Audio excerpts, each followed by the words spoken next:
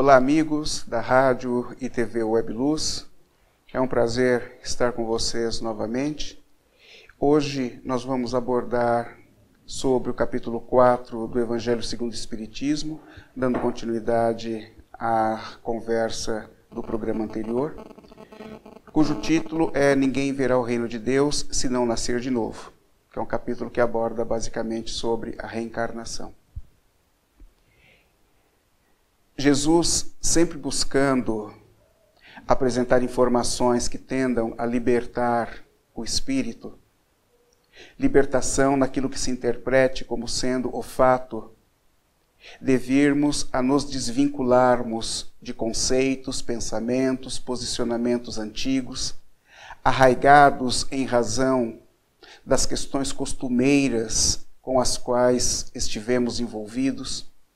Busca ele, de alguma forma, apresentar informações que permitam ao ser que é inteligente, que é sensível e racional, que é o espírito, vir então a compreender, interpretar por outros prismas aquilo que até então não tinha tido a oportunidade de vislumbrar. E assim sendo, Jesus apresenta a questão da reencarnação, não, obviamente, sobre este nome, porque para a época isso não comportava. Nós temos a reencarnação, o bom entendimento do nome, através daquilo que Kardec nos apresenta. Mas Jesus precisava apresentar aos apóstolos a ideia. Jesus precisava transmitir a eles a interpretação da continuidade do Espírito, mas carente e necessitado de envolver-se com outras etapas, com outras oportunidades, para que o espírito pudesse, de alguma maneira, acabar sedimentando as informações recolhidas, para que através do novo conhecimento, através de uma outra ótica, fosse possível então caminhar de maneira melhor, de maneira mais calma, de maneira mais tranquila. Então Nicodemos faz a pergunta clássica para Jesus, dentro da sua inocência, dentro da sua infantilidade, não é? Sobre como pode um espírito velho nascer do ventre de sua mãe. E Jesus, os apóstolos não entendem o que Nicodemos coloca, e Jesus aproveita-se então da situação para dizer, para ensinar sobre a questão da reencarnação. Então, é importante que nós interpretemos que Jesus diz: ninguém verá o reino de Deus se não nascer de novo. Nascer de novo, para nós, é de fundamental importância a busca da interpretação que Jesus apresenta, porque o nascer de novo apresentado pelo Cristo tem várias vertentes.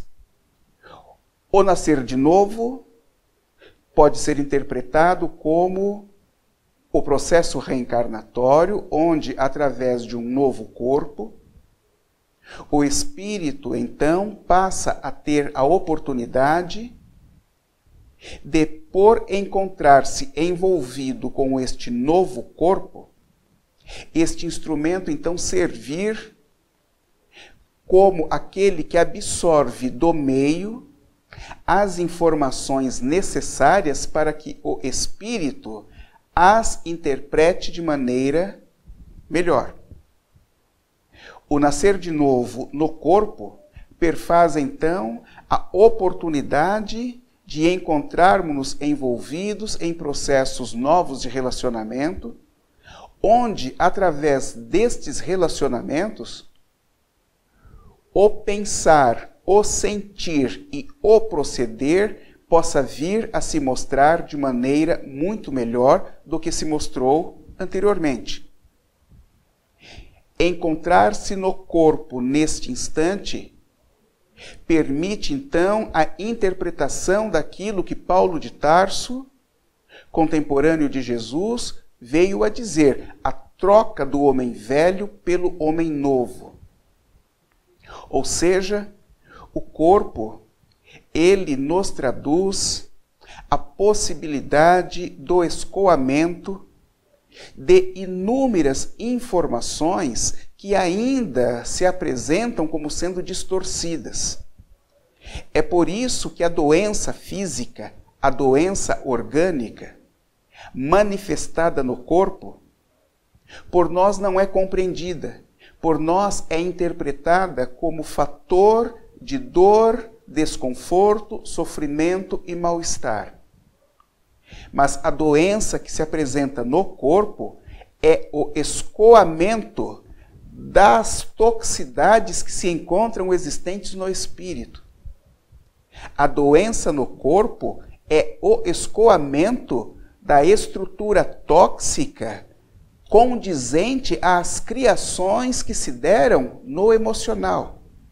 Então, é a mesma coisa de se interpretar o seguinte: o nível de informações desencontradas, o nível de pensamentos que se mostraram sempre mal construídos, foi, de alguma maneira, inflando um determinado recipiente, foi, de uma determinada maneira, aumentando um determinado recipiente, que num determinado instante precisou então ser furado para que pudesse esvaziar e, em furando, pudesse eliminar toda a toxicidade que se encontrava dentro dele.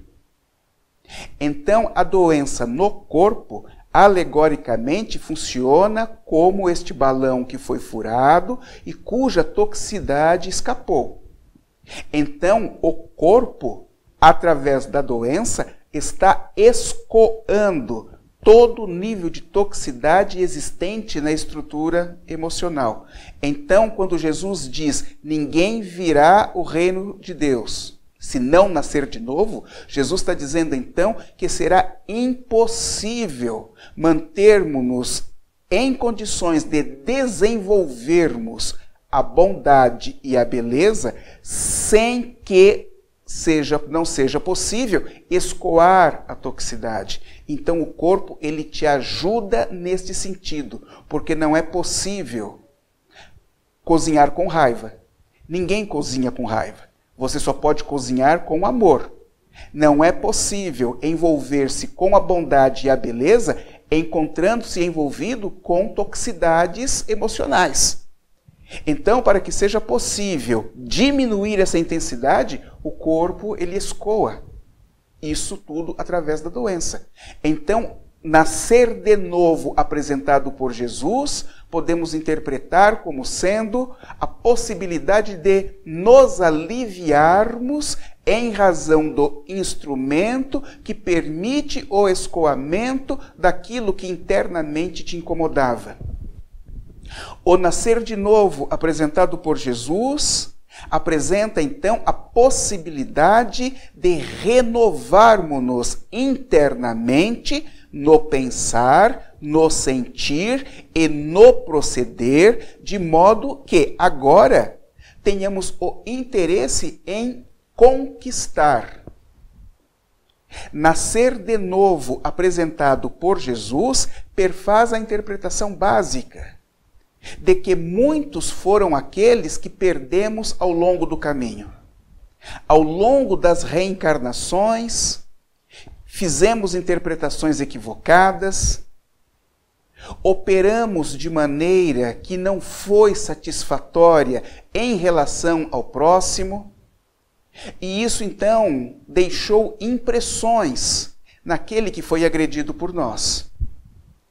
É claro que muitos haverão de questionar se a colocação que fazemos é sempre pela ótica pejorativa.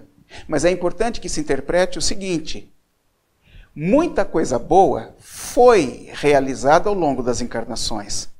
Muitas coisas positivas fizemos também ao longo das reencarnações.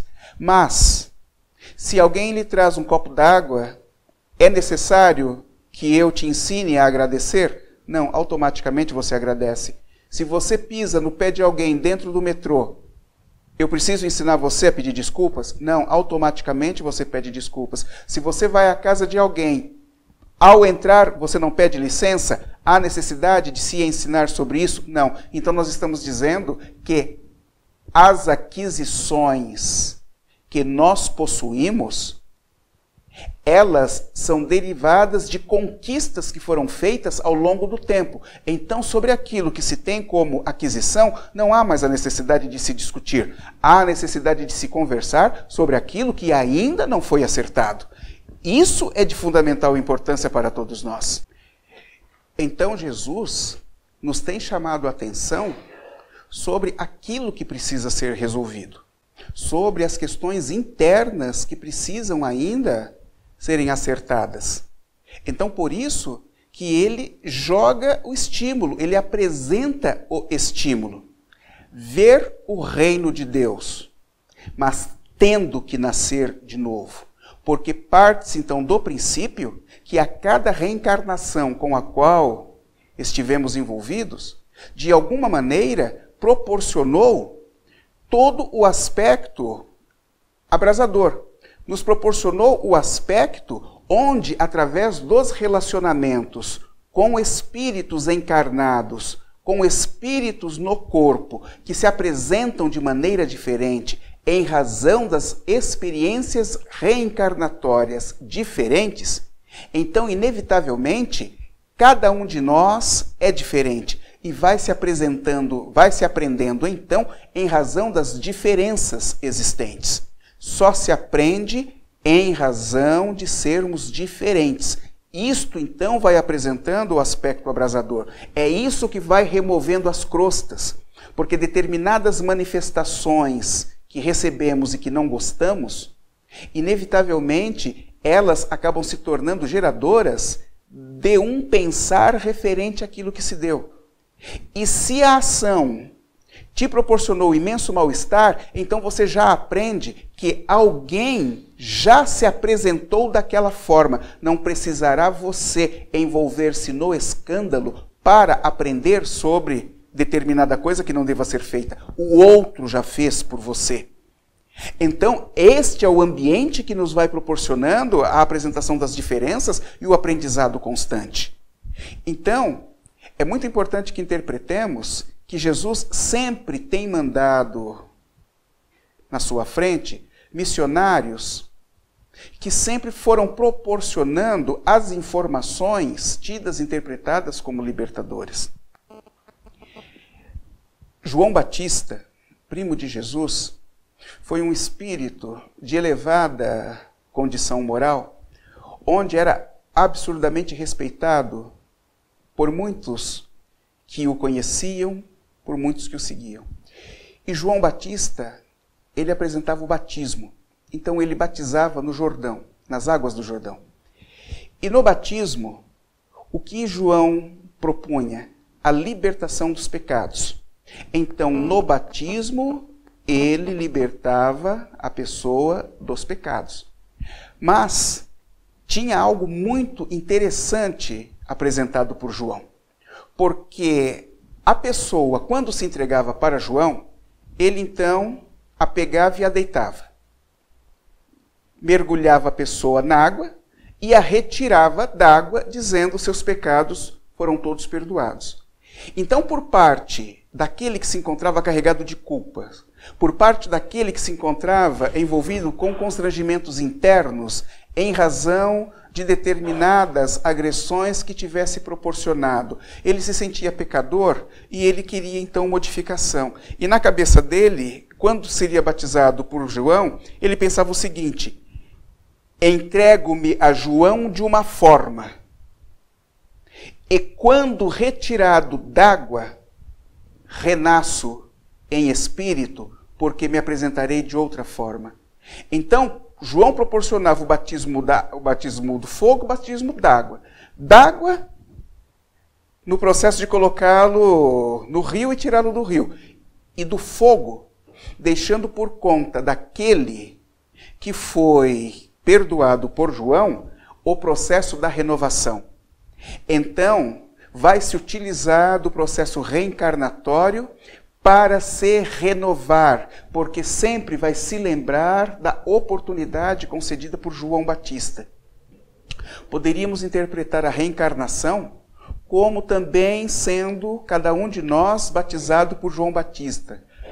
Interpretemos o batismo libertador de João, a forma de mergulhar na água aquele que se encontrava carregado de pecado, e ao retirá-lo, aquele que se sentia culpado sentia-se então mais leve, porque proporcionava a si o pensamento de que operaria de maneira diferente a partir dali.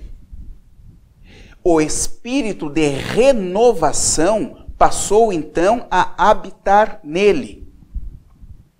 E a possibilidade então, desde que mantenha este posicionamento renovador de mudança, de alteração, então permite com que ele comece a ver o reino de Deus, permite com que ele comece a desenvolver o reino de Deus em si próprio, no sentido de ir buscar se envolver mais com as questões da bondade para conseguir enxergar a beleza.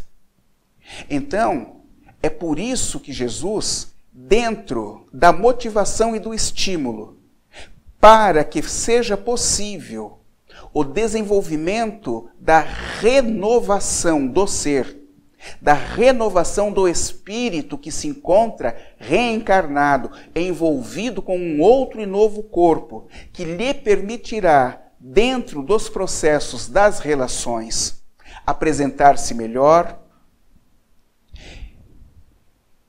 por encontrar-se novamente com determinados espíritos com os quais já esteve envolvido em encarnações passadas. Muitos deles, daqueles que foram perdidos ao longo do tempo pelas manifestações equivocadas, pelas apresentações ruins, pela maneira de pensar desajustada. Então, nós os banimos, nós os afastamos de nós. E às vezes aquele que você reclama dizendo que a tua antipatia dentro de casa é exatamente o reencontro com aquele a quem você proporcionou dor de mal-estar num determinado instante. Então Jesus, dentro dessa interpretação de renovação, ele solicita aos apóstolos para que possam ressuscitar os mortos. Solicita Jesus que os apóstolos saiam em busca de ressuscitar os mortos. E talvez para o leigo, a interpretação de ressuscitação faça lembrar de Lázaro. Jesus ressuscitando Lázaro. E, na verdade, a ressuscitação que Jesus solicita aos apóstolos não é condizente àquilo que ele fez a Lázaro, mesmo porque Lázaro foi ressuscitado energeticamente. Lázaro não estava morto. Quando Jesus foi encontrado, estava a dias de viagem da casa de Lázaro, e disseram a Jesus que Lázaro havia morrido. Jesus, de maneira categórica, diz: Lázaro vive. E Jesus, em razão do seu profundo amor, do seu imenso carinho, então vem reanimando, reenergizando Lázaro à distância, dentro daquilo que Kardec, na Gênese, no capítulo 14, apresenta como sendo o fluido vital. Vai então reenergizando Lázaro à distância, de modo que quando chega na porta da tumba, diz: Lázaro, levanta-te e anda. Lázaro está reenergizado em 100%, ele se levanta, se desfaz dos trapos e vai ao encontro de Jesus. Então não é dessa ressuscitação dos mortos que Jesus solicita que os apóstolos façam. Quem são os mortos que Jesus cita? De que motivo morreram? Quais são os mortos? Esses questionamentos necessitam ser feitos. Então, se um amigo chega perto de você que está num grupo de amigos, te chama e você não atende, te chama novamente, você continua conversando com os amigos, sem lhe dar a atenção. Para todo aquele que se encontra envolvido com o desejo de se afastar para todo aquele que se encontra envolvido com o desamor, não poderíamos dizer que esse está morto? Aquele que é incapaz de dizer, eu amo você, não está morto? Aquele que é incapaz de proporcionar um instrumento facilitador a alguém que se encontre envolvido com uma determinada dificuldade, não está morto? Aquele que não é capaz de interpretar o benefício através de uma dificuldade que lhe tenha sido imposta, não morreu? Aquele que é incapaz de desejar o melhor para quem quer que seja, aquele que é incapaz de relevar, de esquecer, de perdoar, não está morto em si mesmo? Então, quando Jesus solicita que os apóstolos saiam a ressuscitar os mortos, Jesus está solicitando para que os apóstolos possam, de alguma maneira, oferecer instrumentos para que aqueles que se esqueceram de si mesmos e não conseguindo entender o corpo físico como instrumento renovador, possam então se auto-recuperarem, possam então se renovarem na maneira de pensar e na maneira de sentir, possam então ir ao encontro daqueles que se encontram perdidos. Então é por isso que Jesus diz que ninguém verá o reino de Deus se não nascer de novo. Nascer de novo em outros conceitos, nascer de novo na renovação interna que se queira fazer, nascer de novo saindo do aspecto de morte pelo fato de não se ter interesse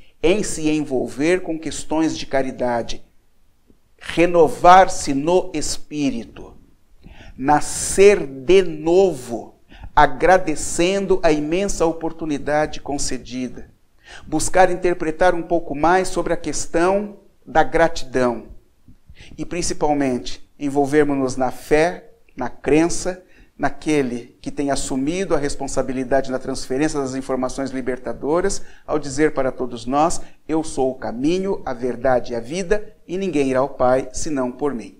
Um grande abraço a todos, muito obrigado, até a próxima.